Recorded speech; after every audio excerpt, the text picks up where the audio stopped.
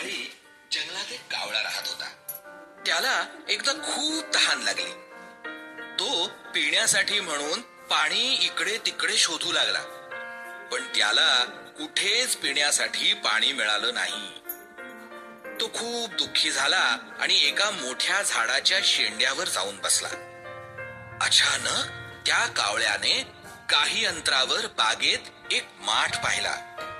अरे वा, तिथे पाण्याचं भांड दिसतंय, त्यामुळे त्यातलं पाणी मला मिळू शकेल असं म्हणून तो उडाला आणि त्या पाण्याच्या माठाच्या काठावर येऊन बसला.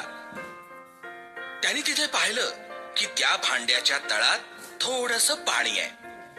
तो विचार करू लागला, हे पाणी मला कसं पिता येईल?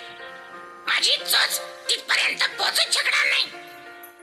मग त्याला लक्षात आलं की पाण्याची पातळी वर येण्यासाठी त्याला काहीतरी प्रयत्न केला पाहिजे.